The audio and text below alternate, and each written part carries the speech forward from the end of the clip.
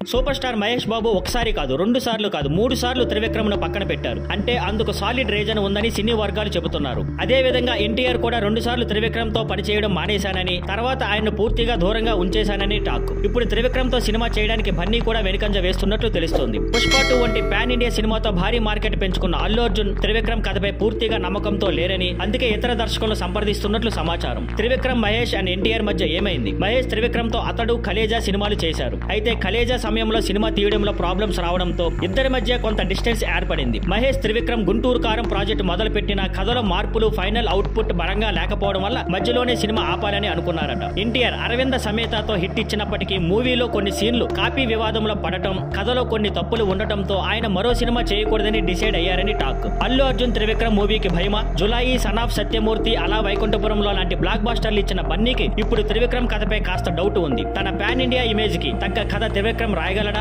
అనే సందేహం పెరిగిందట. అందుకే అట్లీ, లోకేష్ కనగరాజ్, ప్రశాంత్ నీల్, కొరటాల శివ, సంజయ్ లీలా, బన్సాలి లాంటి దర్శకులతో టచ్ లోకి వెళ్లాడు. అయితే ఎవరూ అందుబాటులో లేకపోవడంతో తిరిగి అట్లీని లైన్ లో పెట్టినట్లు టాక్ నడుస్తోంది. త్రివిక్రమ్ తో సినిమా చేస్తారా లేదా? బన్నీ త్రివిక్రమ్ తో సినిమా అనౌన్స్ చేశాడు, కానీ ఇప్పటికీ ఫైనల్ గ్రీన్ సిగ్నల్ ఇవ్వలేదు. మరి బన్నీ త్రివిక్రమ్ తో మళ్ళీ హిట్ కొడతాడా, లేకపోతే మరో డైరెక్టర్ వైపుకు వెళ్లిపోతాడా అనేది ఆసక్తికరంగా మారింది. Thank you for watching. Please like, share and subscribe.